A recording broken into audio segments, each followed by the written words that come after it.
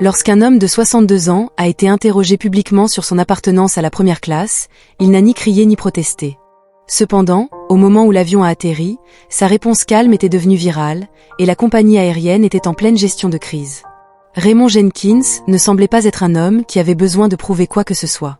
À 62 ans, avec de larges épaules, des mèches argentées dans ses cheveux coupés courts et des yeux qui avaient vu bien plus qu'il ne pourrait jamais le dire, il a traversé la porte C12 de l'aéroport Phoenix Sky Harbor avec la confiance tranquille de quelqu'un qui sait exactement qui il est et n'a rien à expliquer à personne. Il portait un blazer en lin bleu marine, une ceinture impeccable et des chaussures en cuir cirées juste assez pour montrer qu'il avait encore des normes, même à la retraite. Dans sa main droite, il tenait un livre de poésie de Langston Hughes, relié en cuir usé, qu'il emportait partout, affirmant que cela lui rappelait qui il était et d'où il venait.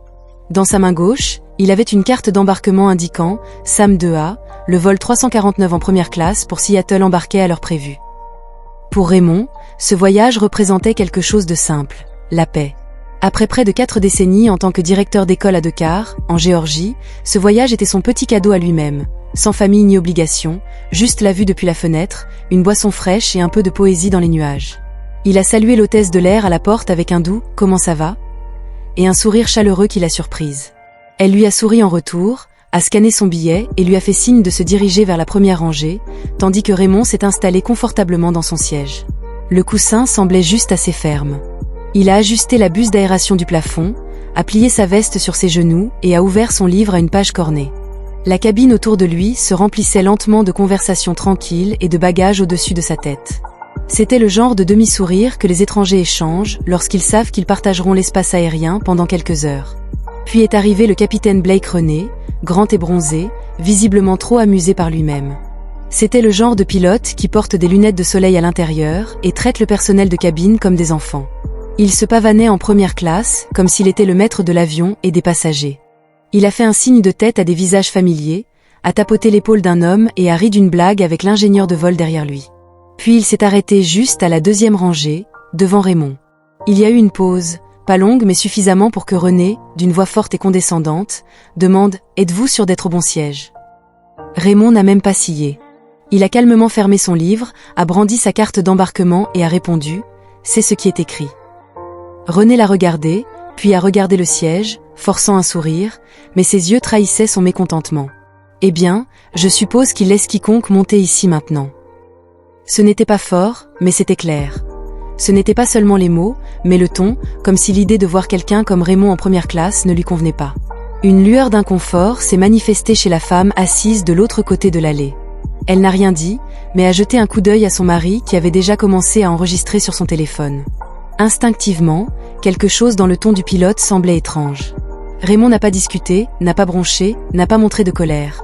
Il s'est simplement penché en arrière dans son siège et a dit doucement « Je crois que j'ai mérité ce siège comme tout le monde. » René a souri dans sa barbe, pensant que personne ne l'entendrait, « Bien sûr que tu l'as fait. » Il a continué de marcher vers le cockpit, tandis que l'homme au téléphone avait tout capté, et c'est là que les choses ont changé. Au début, personne n'a dit un mot. Les moteurs ont commencé à ronronner. Les annonces de sécurité ont débuté, mais l'énergie dans la cabine avait changé. On pouvait le sentir dans l'air, subtilement gênant, comme si quelque chose venait de franchir une ligne. Raymond était retourné à son livre. Le mari de l'autre côté de l'allée a murmuré à sa femme « J'ai tout compris ». À chaque seconde, elle a regardé, incertaine. « Penses-tu que nous devrions le publier ?» Il a hoché la tête. Les gens devaient voir que ce n'était pas juste. L'avion n'avait même pas encore quitté la porte d'embarquement. Mais ce que Blake ne savait pas, c'était qui était réellement Raymond et jusqu'où ce moment irait. Raymond Jenkins n'avait besoin de la validation de personne dans cet avion. Il avait gagné chaque kilomètre qu'il avait amené au siège 2A et 1000 autres. Mais pour comprendre pourquoi il n'avait pas mordu à l'hameçon de René, pourquoi il n'avait pas bronché ou plié, il fallait savoir d'où il venait et ce à quoi il avait déjà survécu. Il avait grandi à Monroe, en Louisiane, dans une petite maison sur une rue calme avec de l'herbe clairsemée et un porche. Son père, Jérôme Jenkins, était concierge dans un lycée public et l'un des hommes les plus intelligents que Raymond ait jamais connus.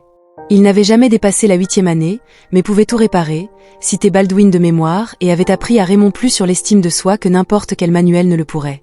Jérôme avait l'habitude de dire « Ne laissez jamais les suppositions d'un homme sur vous devenir votre vérité. La plupart des gens ne se connaissent même pas eux-mêmes, et encore moins vous. » Raymond a porté cette phrase dans chaque pièce où il est entré. « Ne laissez jamais les suppositions d'un homme sur vous devenir votre vérité. La plupart des gens ne se connaissent même pas eux-mêmes, et encore moins vous. » Raymond a porté cette phrase dans chaque pièce où il est entré. « Ne laissez jamais les suppositions d'un homme sur vous devenir votre vérité. La plupart des gens ne se connaissent même pas eux-mêmes, et encore moins vous. Salle de classe, réunion du personnel, évaluation du surintendant, soirée PTA où certains parents ne pouvaient cacher leur surprise qu'il soit le principal. Toujours poli, toujours vif, toujours préparé, non pas parce qu'il avait quelque chose à prouver, mais parce qu'il refusait de donner à quiconque l'excuse de le traiter comme moins que lui. Il a commencé à enseigner l'anglais à 23 ans et est devenu directeur à 35 ans. Pendant cette période, il a encadré des enfants qui sont devenus avocats, chefs, électriciens et soldats. Des enfants qui revenaient lui serrer la main les larmes aux yeux.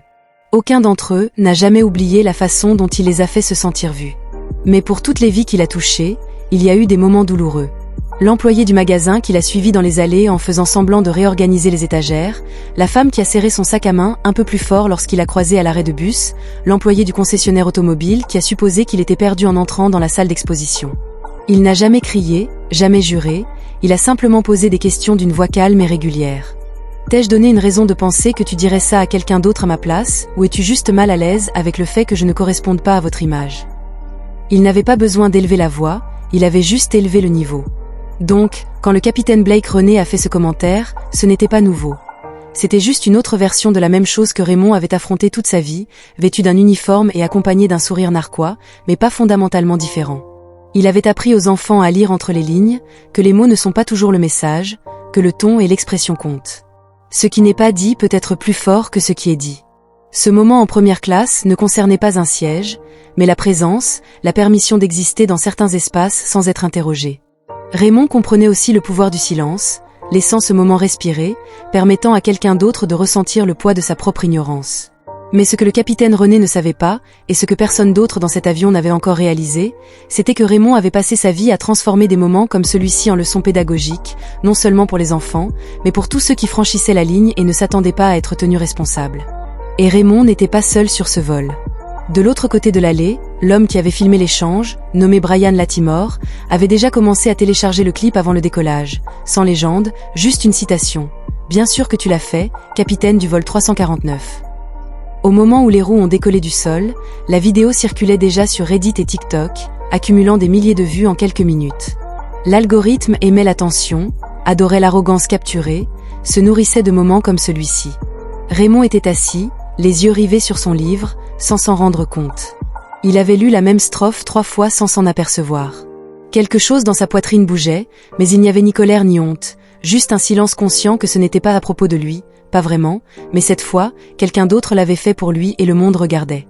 Le vol 349 était à mi-chemin de Seattle lorsque la vidéo de 22 secondes, granuleuse mais claire, a commencé à circuler sur les réseaux sociaux. Brian Latimore n'avait pas prévu de la publier, il ne l'avait vraiment pas fait, mais quelque chose dans la façon dont le pilote parlait, comme si Raymond avait erré dans un endroit où il n'avait pas sa place, ne lui convenait pas. Et quand il a revu le clip, il a entendu à nouveau ces 6 mots étouffés mais percutants. Eh bien, je suppose qu'il laisse n'importe qui ici maintenant. Ce n'était pas seulement suffisant, c'était chargé, débordant du genre de mépris silencieux que des gens comme Raymond avaient passé leur vie entière à absorber et à naviguer. Mais cette fois, la caméra n'a pas cligné des yeux. Elle a capturé le regard, le sourire narquois, le rire de l'hôtesse de l'air qui marchait derrière René comme si elle faisait la queue. Au moment où les hôtesses de l'air sont arrivées avec des boissons, la vidéo avait dépassé les 10 000 vues. Lorsque le chariot à collation a descendu l'allée, il avait atteint les 100 000. Raymond ne savait toujours pas. Il a remercié l'hôtesse avec un petit sourire et a pris son soda au gingembre, retournant à la page qu'il avait finalement réussi à lire sans distraction. De l'autre côté de la fenêtre, le soleil s'était caché derrière une couche de nuages doux. Une tempête numérique s'était déjà formée au sol. Les hashtags avaient commencé à apparaître, vol 349 Raymond Jenkins. Quelqu'un avait trouvé son nom grâce au manifeste des passagers et l'avait associé à un directeur à la retraite mentionné dans un article sur l'éducation locale datant de 2 ans. Une publication Facebook avec sa photo, lui en toge et casquette, debout à côté de 3 étudiants diplômés, avait circulé sur X avec la légende « C'est l'homme que le pilote a essayé d'humilier, il a appris à nos enfants qu'il méritait mieux ». Les réactions étaient arrivées rapidement.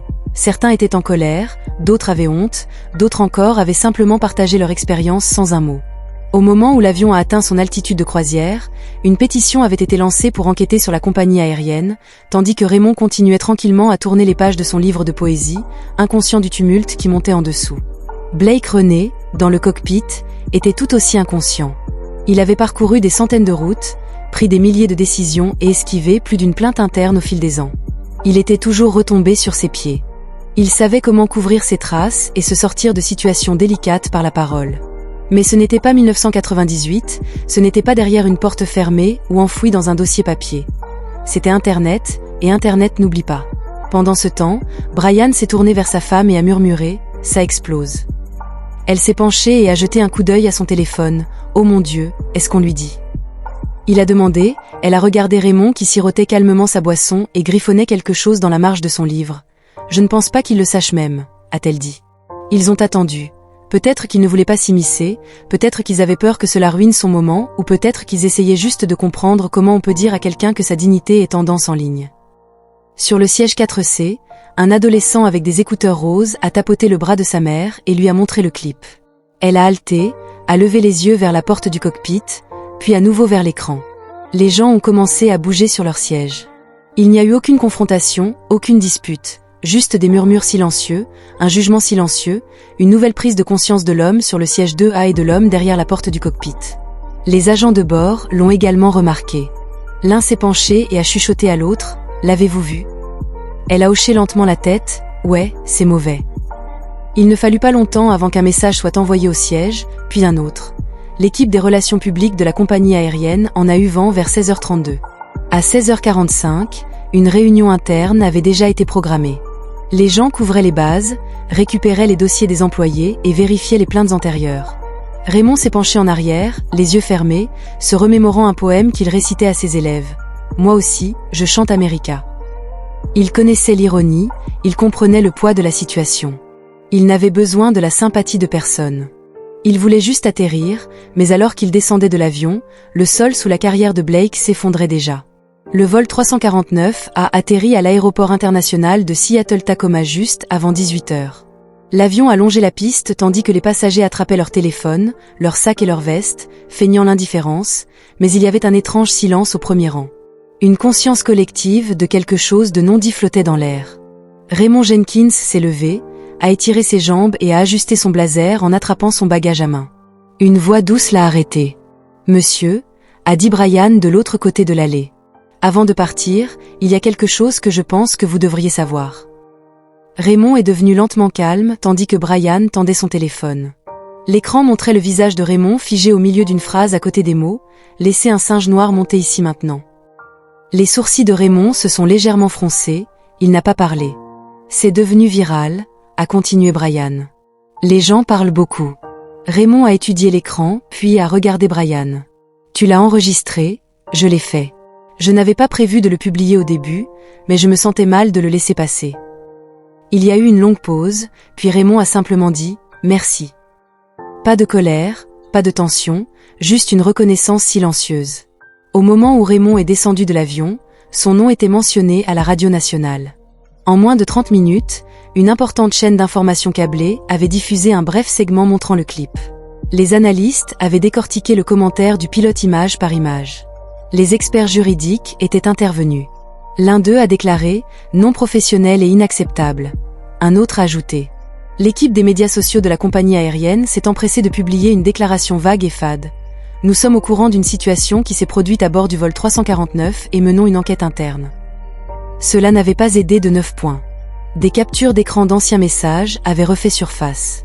Un agent de bord anonyme avait divulgué une plainte interne déposée contre le capitaine Blake René 2 ans auparavant. Un itinéraire différent, mais le même comportement que le passager avait décrit. Se sentir rabaissé, rejeté et subtilement moqué. Des rumeurs circulaient également parmi le personnel. Rena avait agi ainsi depuis des années.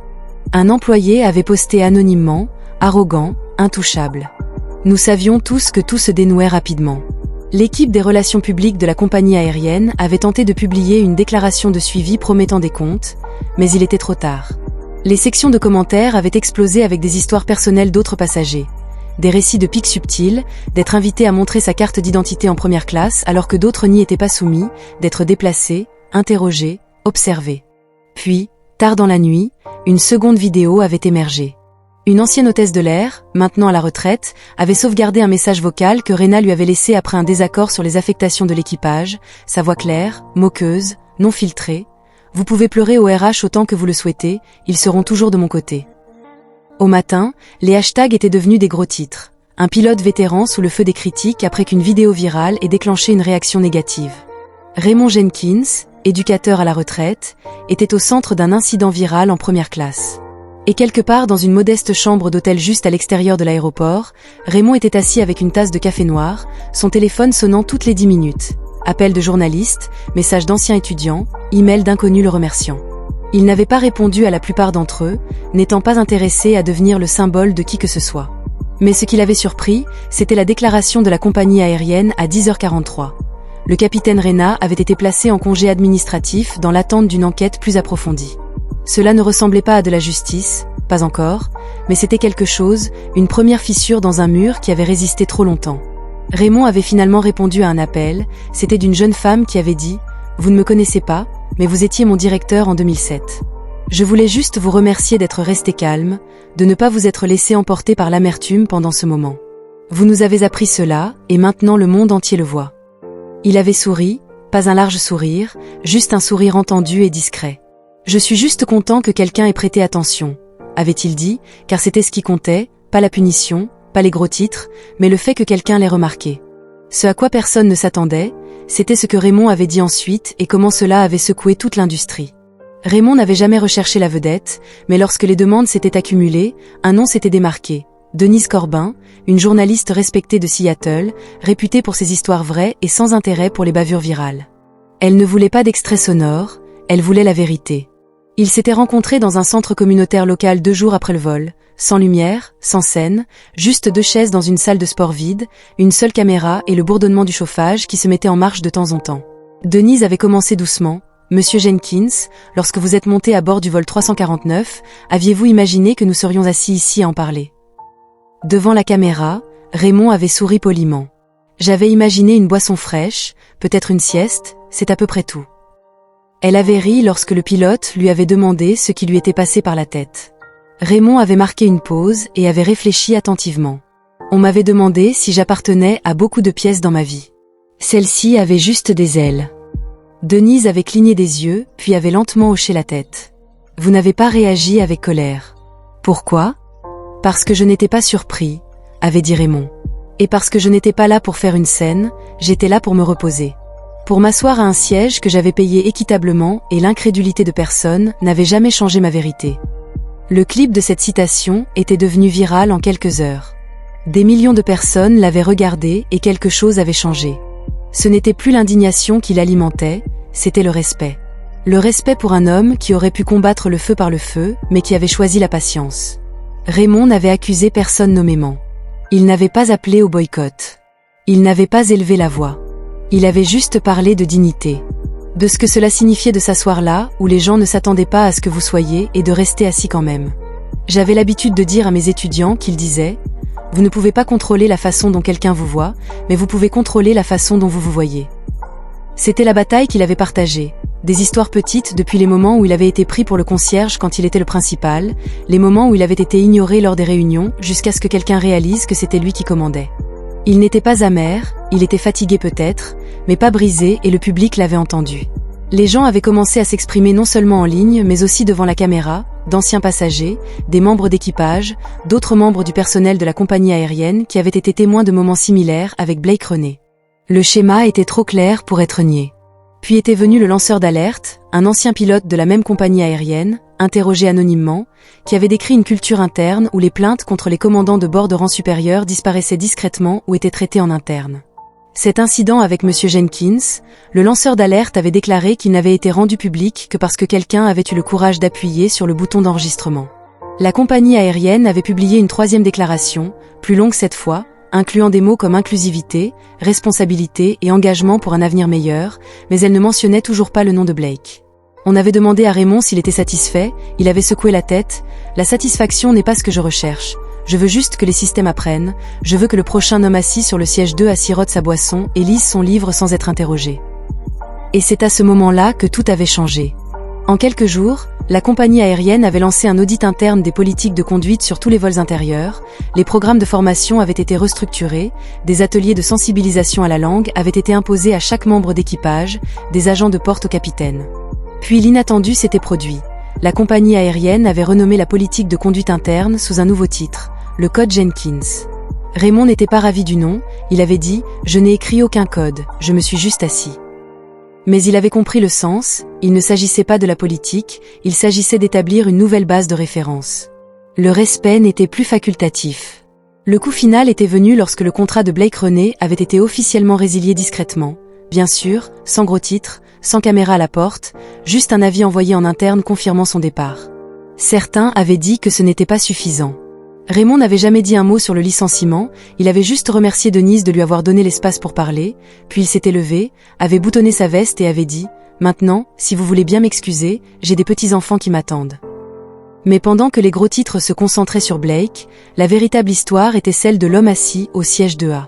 Raymond Jenkins n'était pas rentré chez lui pour trouver une foule en liesse ou une équipe de presse attendant sur sa pelouse. Il était rentré chez lui dans une modeste maison de plain-pied à Decca, où les haies étaient taillées comme il faut et la balançoire du porche grinçait toujours comme depuis que sa femme l'avait choisi en 92. À l'intérieur, les murs étaient tapissés de photos encadrées. Les étudiants lui serraient la main, les professeurs qui l'avaient encadré, ses filles rayonnantes dans leur robe de remise de diplôme et sa défunte épouse Gloria souriante depuis leur voyage à Savannah pour leur 25e anniversaire. Il avait laissé tomber son sac près de la porte, avait accroché son blazer au porte-manteau et s'était finalement assis dans son fauteuil inclinable préféré, le même qu'il utilisait pour corriger ses copies longtemps après que tout le monde soit allé se coucher. Son téléphone vibrait toutes les quelques minutes, de nouveaux messages, de nouvelles mentions, mais il avait tout ignoré, non pas par fierté, mais parce qu'il avait juste besoin d'entendre autre chose pendant un moment. Alors il avait allumé la station de jazz, avait laissé Coltrane remplir la pièce et s'était penché en arrière avec un soupir.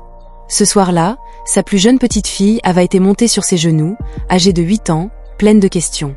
Son grand-père lui avait dit « Maman a dit que tu étais aux infos ». Il avait ri « Je suppose que je l'étais, as-tu fait quelque chose de mal ?»« Non, ma chérie, je me suis juste assis. » Elle y avait réfléchi une seconde, puis avait demandé « Mais pourquoi les gens étaient-ils en colère ?» Raymond avait marqué une pause parce que certaines personnes ne s'attendent pas à ce que certaines personnes soient à certains endroits, et quand il les voit là, ils se sentent mal à l'aise. Elle avait froncé les sourcils, c'est idiot. Il avait souri, c'est vrai, mais ça fait longtemps que ça arrive. Puis elle avait dit quelque chose qui lui était resté en tête, tu n'as pas crié, tu es juste resté assis, c'est cool. Raymond l'avait embrassé sur le front. Parfois, rester immobile est la chose la plus bruyante que l'on puisse faire. Dans les semaines qui avaient suivi, l'attention s'était estompée, les hashtags avaient évolué mais les changements étaient restés. La compagnie aérienne avait maintenu le code Jenkins en place. D'autres compagnies aériennes avaient discrètement adopté des politiques similaires. Une fois par mois, Raymond recevait une lettre, toujours de quelqu'un de nouveau. Un jeune enseignant, un vétéran à la retraite, un étudiant qui avait vu la vidéo et réalisé qu'il n'était pas obligé de rester silencieux la prochaine fois que quelqu'un remettait en question sa place. Il n'en avait jamais parlé. Il n'avait jamais fait de longs discours. Il avait juste répondu avec un petit mot et une citation manuscrite. « Tu es suffisant, laisse-les s'adapter ». Raymond n'avait pas besoin d'être un symbole, il ne voulait être la cause de personne, mais ce qu'il avait donné aux gens à travers une réponse calme et des décennies de force tranquille était la preuve que le caractère parle le plus fort quand tu n'as pas besoin de crier dans un monde obsédé par les ripostes et les takedowns. Il avait rappelé aux gens que toutes les batailles ne sont pas gagnées par la force. Parfois, c'est le calme, la dignité, le calme inébranlable face au manque de respect qui a changé les choses. Pas la vidéo, pas les gros titres, l'homme au siège 2A, celui qui avait été ignoré 100 fois auparavant et qui avait choisi de ne pas se laisser rendre amer. Il s'était juste assis et avait attendu que le monde le rattrape. Alors voici la leçon. Si quelqu'un se demande où vous appartenez, ne lui donnez pas la satisfaction de vous rétrécir, asseyez-vous droit, parlez quand cela compte et rappelez-vous que votre seule présence peut remettre en question ces hypothèses plus que n'importe quel argument ne le pourrait. Et si cette histoire signifiait quelque chose pour vous, partagez-la non pas pour des clics, mais pour la prochaine personne assise à un siège dont on lui a dit qu'elle ne le méritait pas. Et si vous ne l'avez pas déjà fait, abonnez-vous pour plus d'histoires qui comptent, des histoires sur de vraies personnes, de vrais moments et les vérités qui nous relient tous.